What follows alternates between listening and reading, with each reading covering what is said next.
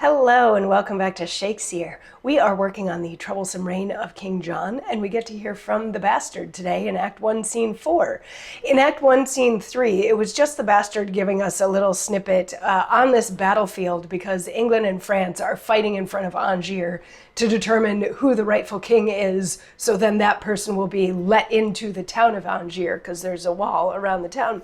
And Act 1, Scene 3, we got to see that the bastard was focused solely on Limoges because he wanted to, well, kill him, but get the cape, the lion's coat, back off of him that the bastard's father, Sir Richard the Lionheart, had worn.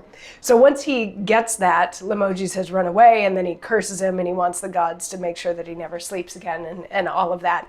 So Act 1, Scene 4 is almost a continuation because we're back in front of the town of Angiers, and the English herald comes in and the French herald comes in, and they're like, people of Angiers, the king would like to talk to you. And the first citizen is like, yeah, sure, bring him in. So then everybody comes back in, and King John is like, haha, don't you see how victorious we were? And Philip is like, haha, don't you see how victorious we were?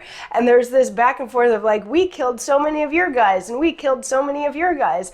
And then Philip the bastard stands up in front of everybody and says, Philip indeed hath got the lion's case, which here he holds to Limoges' disgrace.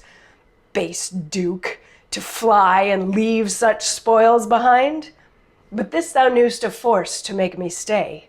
It fared with thee as with the mariner, spying the hugy whale, whose monstrous bulk doth bear the waves like mountains for the wind, that throws out empty vessels, so to stay his fury while the ship doth sail away. Philip, 'tis thine. And for this princely present, Madam, I humbly lay it at your feet, being the first adventure I achieved, and first exploit your grace did me enjoin. Yet many more I long to be enjoined. So this is the bastard interrupting this we won to say, look, I got the cape back. Essentially, this lion's cape, this lion's cloak is playing a very large part in this section of the play anyway. So he's like, look, I got it. And that silly Limoges just ran away like a coward. You know, ha ha ha, he's so dumb. And then he turns to Blanche, because remember there was that weird little flirtation before where she was like, oh, somebody should win that coat to win a lady's favor.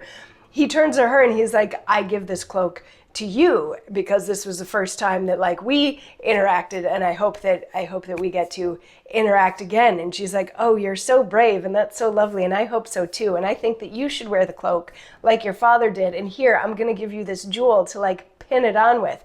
So we have some serious flirtation happening here now between Philip the bastard and Blanche. But sort of as soon as she's done pinning the cloak back on him, Arthur is like, hello, citizens, are you gonna let us in? Like, who gets to come into the town?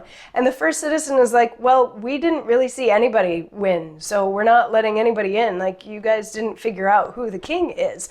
And Philip says to the two kings, he's like, excuse me, a word. Can I talk to the two of you for just a second? So the kings come to him and he's like, just a thought. Why don't you lay waste to Angiers and then figure out afterward who's the king of it?